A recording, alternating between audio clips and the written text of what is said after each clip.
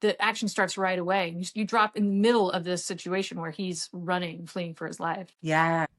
Welcome to Romance Unzipped, your happily ever after book club. I'm Holly. And I'm Annie. We read, write, and obsess about all things romance. Let's dive in. Hi, Hello. I'm Annie. I'm Holly. Welcome to Romance Unzipped. Today we are talking about Nothing But the Wolf in Me by Nikki Clarke. This is a wolf shifter romance. If you couldn't have guessed. And she does get the wolf in her. She gets a lot of wolf in her. Yeah, it's a very apt title.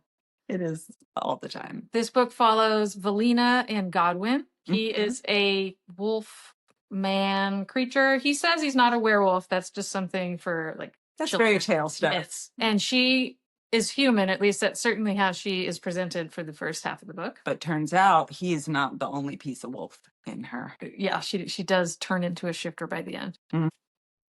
So the setting of this book is contemporary. It takes place in a rural, snowy mountain time. The whole part of the time of year is winter. It's quite cold. She's in this old, it seems like a dilapidated cabin all by itself, although we find out it's kind of sophisticated. It's got this whole escape hatch under it, like a tunnel that burrows That up the was ground. very convenient, like with solar lighting, and it's reinforced concrete. I was like, wow, Yeah, just happen to find this while you're on the lam. Yeah, one cabin in the woods with a... At first, I even thought maybe it was an older book because they seem to have not as many amenities, but I think it was just a very rural cabin where she would make her own fire instead of using a heater. And she finds at the very beginning of the book this injured wolf on her doorstep. And in her head, she's thinking, oh, I hate dogs. I don't want to get involved. But of course, she's a softie at heart and she takes care of him. Within a page, she's calling him my puppy in her head and like my dog. And no one messes with my puppy. So she shifts very quickly. Yes. She does shift later. Nice. What a foreshadow. Uh-huh. And this is also Fated Mates. It doesn't take long at all. He ends up having a dream, I think the first night after he meets her. Yeah. Where that's kind of the mythology of their people, that the ancestors speak to them through dreams, and he knows that they're a fated match. Yeah, because he's like, wow, she smells amazing. But there's this other piece. I don't know what it is. I can't identify it. And then he has the dream. And in the dream, it's the message from above or within that she's the one. And she doesn't even know at the moment when this happens that he is part human. I don't know if human's the right word, but he goes from man to wolf, whatever that's called. He's a shifter. Right. She just knows of him as this dog. She keeps calling him a dog. And at one point somebody says, you know, that's a wolf, right? Like he's huge. So the tropes are shifter, it's kind of small town, mountain, rural, definitely found family.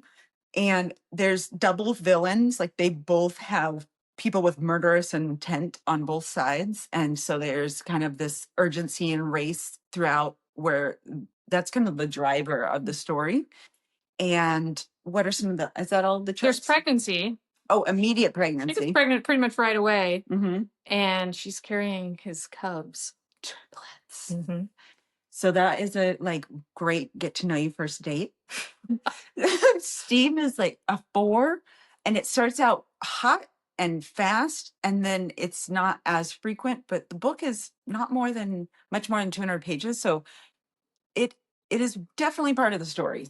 It's a quick moving book because it's kind of short. I think this book would have been even more fun if it was a little longer. I do too. I always read that in reviews. People are like, I wish it was longer. And I've never agreed. But this book, right through. Yeah, this book, I'm like, oh, because I think that Nikki Clarke is a great writer and the characters' voices were interesting. And it would have been fun to see things bloom between them a little bit slower because they had to have this immediate, but also just all the elements. Like there's interest, like the neighbor, this random neighbor who's a farmer. And I was like, surely he's going to show up more in the book. So I think it could have been good, but it is part of a maybe 12 book series, the Black Valley Shifters, I want to say. So it's a dual point of view, which is I really like, and first person. And our main female character, forgot to say it's male, female, and it's contemporary. main female character is Valina, Valeena. I hadn't seen a name spelled that way before. I thought it was really pretty. And she's probably in her early 20s, early to mid 20s. And she's describes herself, and he describes her as very petite and like this kind of golden brown, smooth skin, muscular. She is like an athletic badass. Athletic badass. Turns out she's a hit woman for a criminal, we find out later. And then she has very long, curly black hair, dark brown eyes, and the Godwin describes her features as like the rounded features of a goddess. So he's enamored. He is a big fan. And she has such an interesting past. It's mysterious at first. You get little hints that she's got low self-esteem and she feels so guilt-ridden about the things she's done in her life. But then you also can tell she was a reluctant assassin. It almost sounds like a human trafficking type vibe where she's being held against her will because she's trying to protect her younger sister. So she keeps doing these things, and she's her half-brother's hit woman.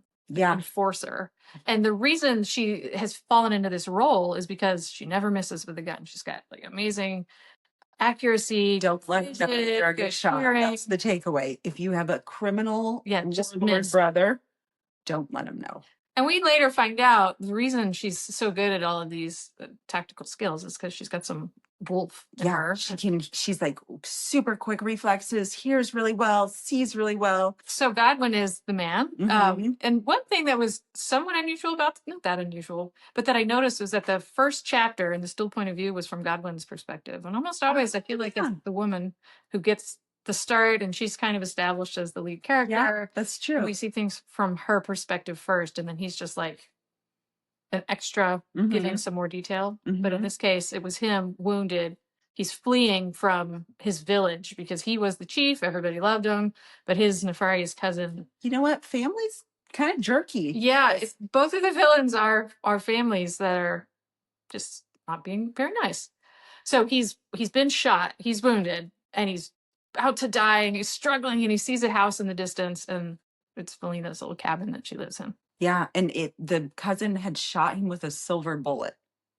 And so there's all these back politics, and it unfolds later, but I thought it was a great start to the book. And even how you had mentioned her backstory, Nikki Clarke does a good job of not dumping it. And I felt like even though the book was so compressed, it didn't, there wasn't ever an info dump where it's like, okay, real quick, here's the whole backstory. It was like, she paused enough to give it some tension of like, what is this mysterious Valina's back? It's mysterious for Godwin too, because he's in 100% like right away. Oh yeah. The first night he gets a faded dream, and he wants to know more about her. And several times he'll ask, and she gets kind of squirrely, and she shuts down. And he realizes from his point of view, oh, I can't push her. I can recognize she's about to shut down on me. So he's like trying to tease out this information, and then as the reader you're getting it teased out as well. It was really good. But then, like we said, in the very first chapter, in Godwin's perspective, the action starts right away. You drop in the middle of this situation where he's running, fleeing for his life. Yeah, and that's a really good got to like get away, otherwise they're going to find him. They're wolves, they can smell him, and he's weak, so he's staying with her to recuperate, because then he's going to go back and take back the throne that was rightfully mine. He's staying with her, and he's so happy, and she's feeding him, and they're frolicking, and they have playful wrestling in the snow, and she's falling in love with this wolf, which she calls Puppy, and like her heart is softening because she's always been so guarded. And we find out as the book unfolds that the one man that she had let close is the guy that tried to kill her. Ooh. So she was like, she can soften with this animal, but then he really starts to get an internal hard on for her, and it's like legitimately, apparently in this shifter world, that's like he can feel the man inside of him. Yeah, when you say internal hard on, you don't mean like an emotional hard on. It's like he gets like a human hard on inside his wolf body. Yeah, it's just like pressure, and he's like feels this compulsion to shift so he can like listen to his dick. That's good metaphor. So he has to leave because he doesn't want to scare her. He knows this is my mate, but I gotta like reel her in slow. I gotta dial it down. She's not ready for the full, the full wolf. The full show. Yeah, I gotta. And so he kind of runs away during the one of the days because he can't he doesn't trust himself to be around her. But then he orchestrates a like a meet cute for them as people. Mm-hmm. They're in the grocery store together, and this is from her point of view. When she sees him, she's kind of like, "Hot damn!" Yeah, and she turns around and runs into his big broad chest. I'm like, gosh, that happens in so many books.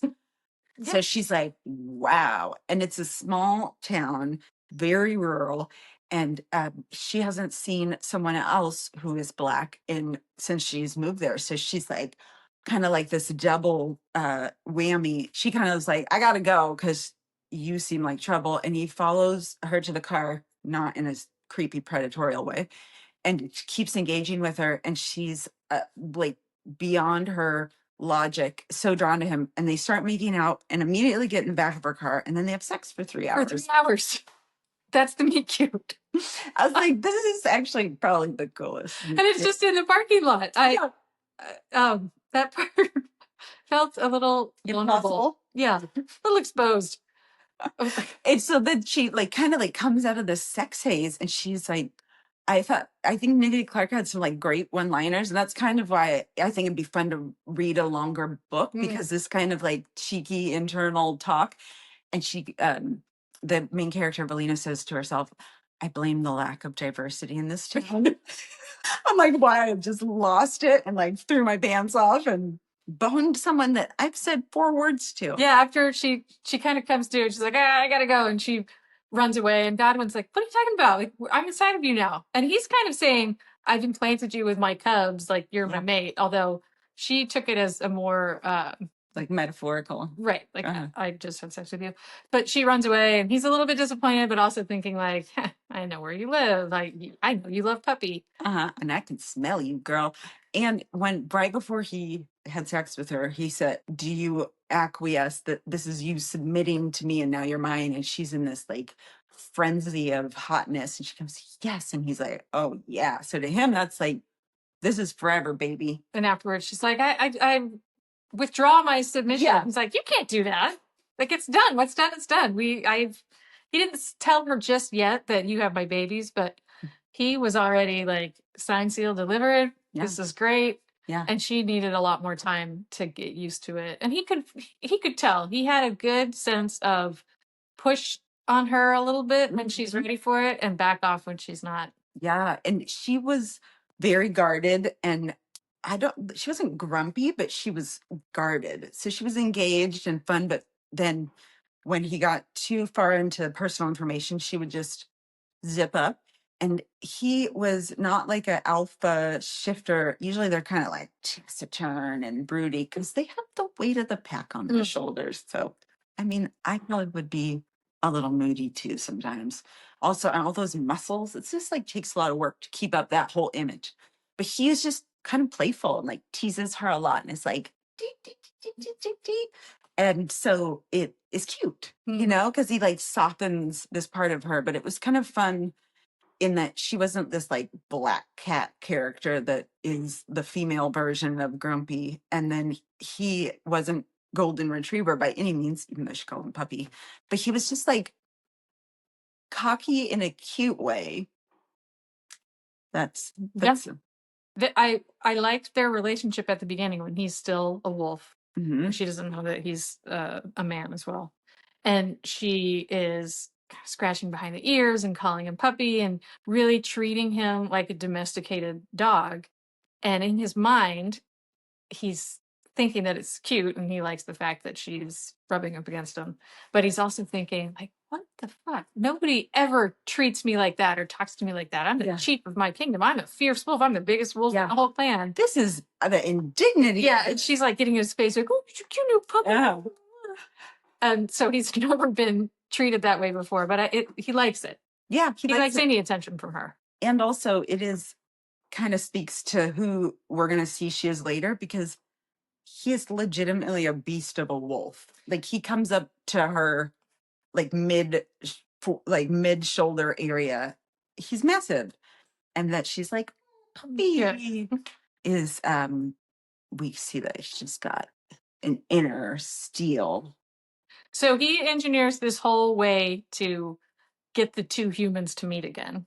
He puts up signs all over town. Sneaky. And in order to do this, of course, he has to run away as the dog because he can't be both at once. So she just thinks he's wandered into the woods again. But he puts up signs all over town that says "Lost Dog." He goes and buys a phone, like a burner phone, that says "Call Godwin if you've seen my dog." And so she sees one of the signs and she's thinking, "Oh, I live in a small town. I can't just steal someone's dog. That wouldn't be good socially for me." Why don't she doesn't even care about that? She's like, it probably end up on the news, and then feel this guy find out about me, right?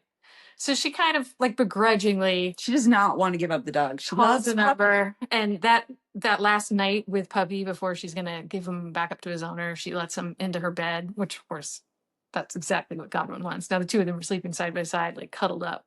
She loves me.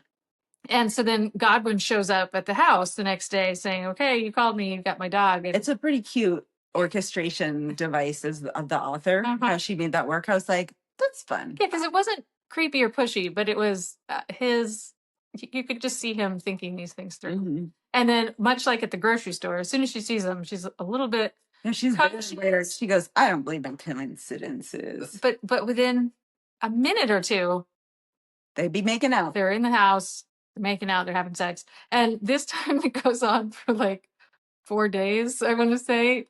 They are insatiable. Yeah, he doesn't leave. And a couple times she's like, "Do you have somewhere you need to go?" But the only thing they do is go to the grocery store so they can keep eating. Yeah. Most of this book is either them having sex or eating venison. Yeah, there's a lot of meat. Yeah, that kind of sums it up. And then like some revenge thrown in there. Collectively, meat. And it takes place in her cabin at the grocery store and in his village. So then, like, this threat is happening with her kind of half brother, and the fact that the half brother still has control of Samia, her younger sister, who's 20. And then Samia brings the bad guys to her. There's a shootout, and that's when he transforms or shifts into a wolf. And so both the Samia and Valina see him shift, and they're like, what the fuck? But at the same time, there's 7 men surrounding the house with guns. So they're like, okay, I guess we will be odd bedmates for a moment while you help protect us. Yeah, we'll take it. Yeah, this is the inciting event. All of her troubled past shows up at her doorstep. Yeah. And her sister brings them to her, but she is almost kidnapped in the way she's being manipulated. So yeah, no, the guy abuses her until she says, "Well, I don't know where she is exactly, but I do know that she told me if she ever escaped, she would blah blah blah blah blah." So they're able to find her, and they show up with guns, and Godwin has some hints that she's got kind of a hard past, but because she has this very fancy gun, and he's like, that's not just your average hobbyist gun. But then when all of them, their ears kind of perk up and they hear a footstep in the snow. And he can hear it because he's a wolf, but then they can hear it. They don't know it yet, but they got some wolf in them too. And so they all like go into like not scared, but like alert mode. And she goes into the bedroom and she brings out like guns, and she's got an AK-47 for her sister, one for her, and she gives Godwin a shotgun. And so she's packing heat. And all of them are saying to each other, "Oh, you can go hide and I'll protect you." And he's saying that to her, and she's like, "No, you can hide. This is my problem." But they all fight together. And in the middle of it, whenever he's under threat, he just can't even help it anymore. It's just the wolf comes out, and he rips the throat out of a couple of people, and she shoots a few, and then he shoots a few, and it's this whole. And then they escape down this very handy bunker passageway. That was incredibly handy. She says she doesn't believe in coincidences, but she found a. Yeah, she's like, the real estate agent thought I would think it was a joke, but I knew this was perfect. I'm like, bro, yeah. It was like the Shawshank Tunnel, but without the sewage. Yeah, and just like all it's just that somebody else did it for her. Yeah. So they escape, and Godwin says, "Just come to my village. I'll protect you. They won't be able to find us." And the two women at this point are like, what is going on here? Like, you turned into a wolf. And Samia, the sister, She's not as guarded, even though she seems like she's had the same rough childhood as Belina, my dreams. Venus, like, you hush your mouth. yeah. So she's kind of accepting right away. Valina is not one to quickly trust people. So I feel like it'd be a hard pill to swallow because all of a sudden you just had like a 4-day bone fest with a dude. It's all happening really quick. He's saying the whole time that you're his forever. Then your murderous past comes for a shootout, and then the bone party turns into a wolf. It's a lot. that is a lot. But that's the book. I mean, it's short. She handles it with grace. She does. She is adaptable. So they head to his cabin, his village, and he explains, oh, well, we blend in with people. We live in regular towns most of the year, but in the winter, we come to this secluded village in the middle of the woods that no humans know So we about. can wolf. So yeah, so we can get our wolf on. Mhm. And they hunt in packs and they take down an elk and they start fire with flint. That part's in a human body, not a wolf body. That would be amazing to see a dog with some flint. It's like it'd be hard to do. They could do it with the canine. Oh, good, yeah. And they can shift back and forth at will very quickly. Mhm. It's just like an instant thing. Mm-hmm. And so they live kind of half and half in their winter village. And of course, all the villagers are like, "Why'd you bring these humans? Who are these two?" Yeah, so He's the like, humans are the ultimate threat. Yeah. So his cousin Delon, his bad guy, cheated at the alpha. What's the word I'm looking? Takeover. Yeah, it's the challenge, right? So you can say, "Hey, I want to be alpha. Let's fight in the schoolyard at noon."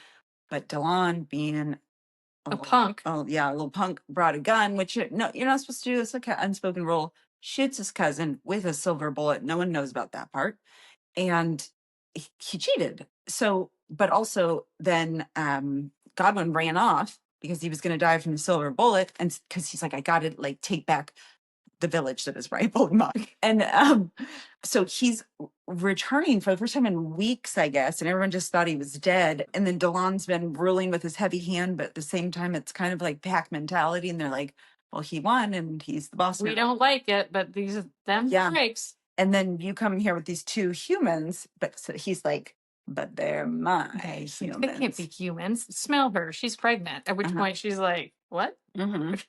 Mm-hmm. She does this actually a lot in the book where she says that she doesn't believe something or she doesn't know something, but then later we find out she really did know. She was just denying it, and upon closer introspection she even knows that she was denying it, but she's just kind of compartmentalizing, and she does that with the pregnancy. She ends up saying like, yeah, I guess I could feel them, and I guess I knew, I just didn't want to believe it.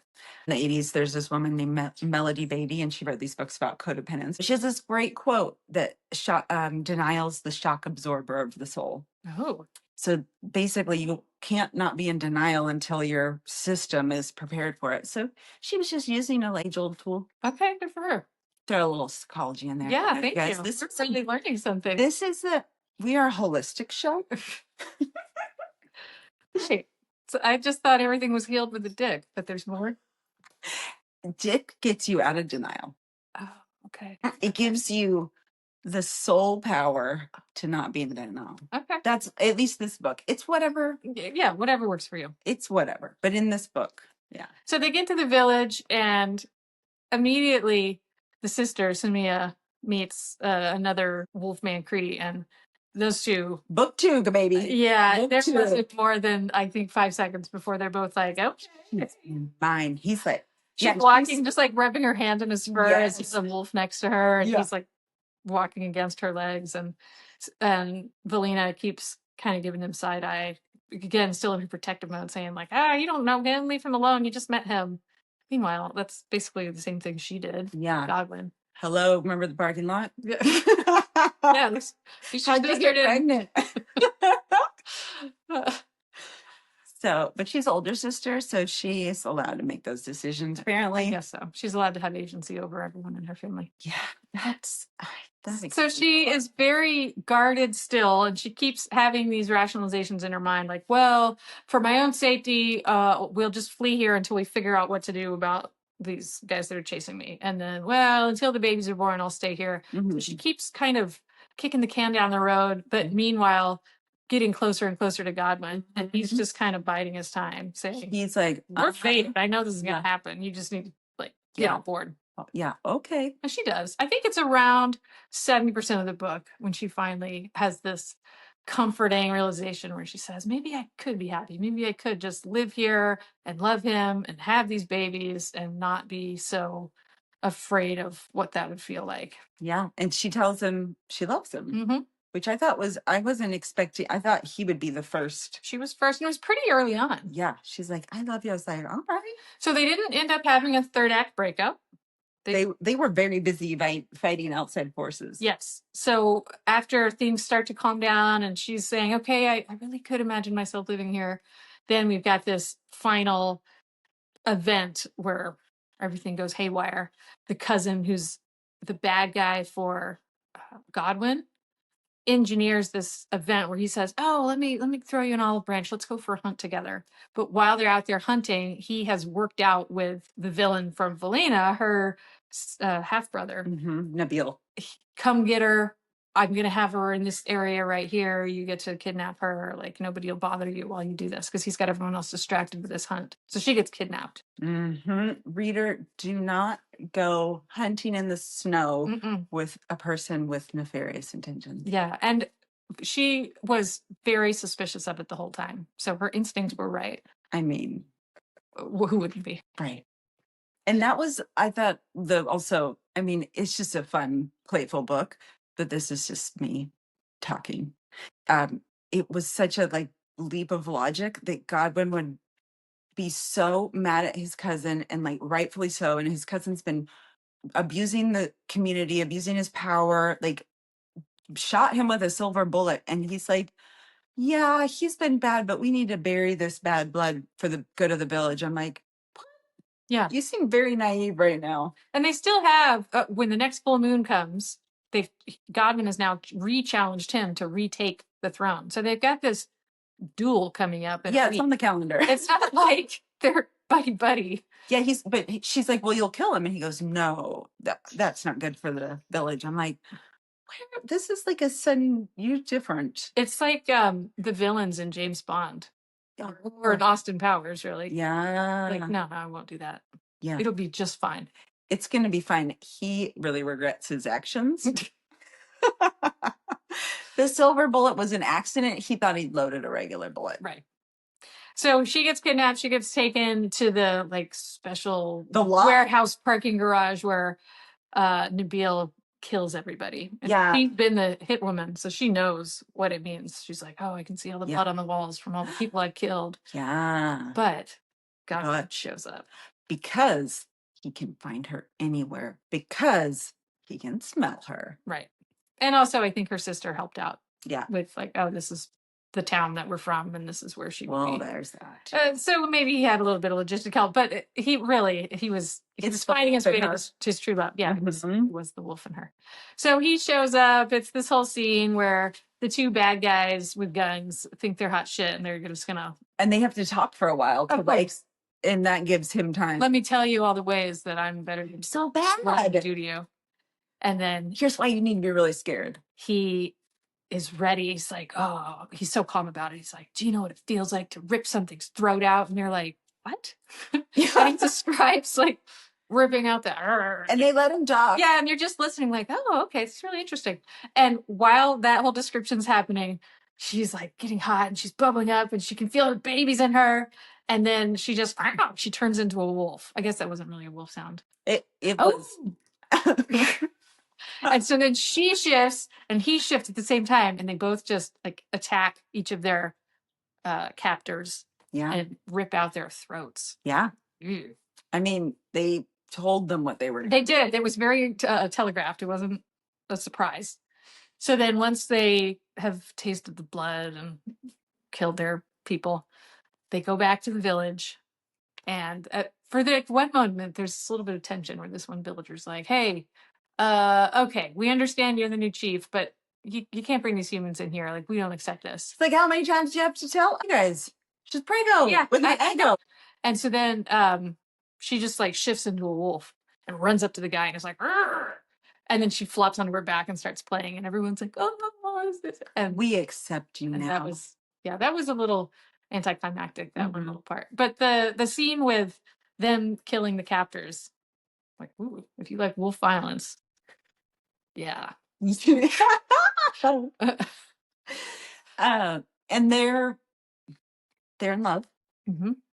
They've got triplets. There was an epilogue that's a couple years later. They've got their triplets. They're toddlers now. And it sounds like they're toddlers both in human and wolf capacity, like where they're getting themselves into typical toddler trouble, but like two different species wise. It sounds very difficult, and three of them at once. And they also don't really have control over their ability to shift yet when they're that young. So it sounds like they've really got their hands full. Yeah. And interestingly, in this epilogue, the sister and the wolf man that she's been crushing on, still, neither of them have had their fated dream yet. And I don't think he'll bone her until he has the dream. Yeah. So these two are both in love with each other.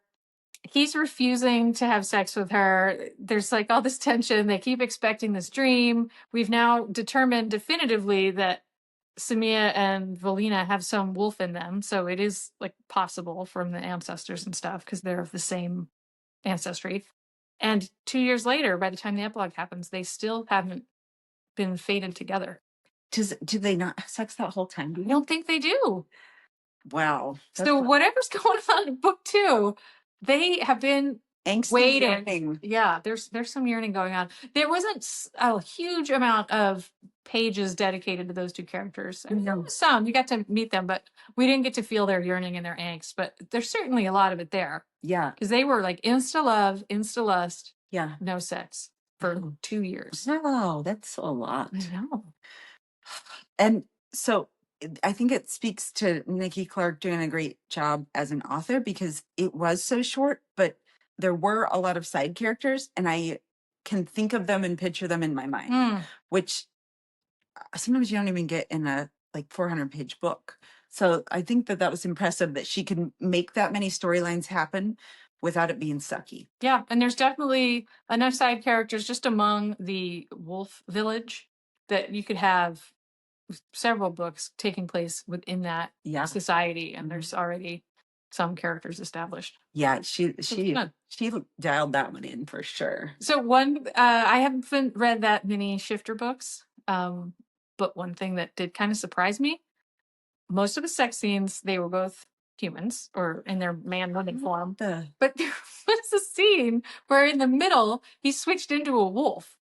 When he's going down on her. Yeah, it was just oral. There was no woman wolf penetration. Well, tongue penetration, but not. Yeah, and peen. She's kind There's no penetration. Oh, good. Oh, and it's from her point of view, that chapter, and she's like, "Oh, it feels so good," and then she's describing it, and it's like, "Wait a second, it's like all the better to see you with, my dear, like Little Red Riding Hood." All the better to smell you with. Yes, she's like, taste you with. His tongue feels so much more. I forget what she said. Like he's licking so much faster or something, and she's like, "Oh, I thought it feels like fur, and there's so much more heat." And she's like having all these realizations of things feeling different, and then she looks down and she's like, "It's puppy." And then she takes that in stride. She really did. But that was the only kind of consent boundary where I was like, "Oh, interesting." Yeah, and afterwards he asks her, "Was that okay?" And she goes, he goes, "Oh, that's good because of my wolf nose and my wolf tongue can taste it even better." But it was a bit jarring. Yeah. So if that's super alarming to you, don't read this book. But I thought it didn't. No, it was just one scene. Yeah, it wasn't a lot, but it did surprise me. Yeah, it was not common in the shifter genre for sure. I think I've read one other book where it happened, and so yeah, it was. I don't know what goes on in the rest of the series, but it was fun to read. It'd be good to read if you're on like a road trip or you're traveling because you can read it quick in bite sizes and get this full big story that feels like action packed, and then it would be done and you could do another one. Yeah, that's a good way to describe it. I like it. Okay, so if you would like to join us next week. Yeah. then do. Yeah. Oh, and also we would love it if you would follow our podcast. That would be so great. Yes. And if you have read this book, or I don't know, come and chit chat with us, because we like that. We want to chit chat with the people who read, because we chit chat with each other. And probably non-consensually at times, many of our friends and spouses. I get to hear all about it. Yeah, so we need our fellow passionate readers. But thank you for joining us. Okay. Goodbye, everybody. Goodbye. Happily ever after.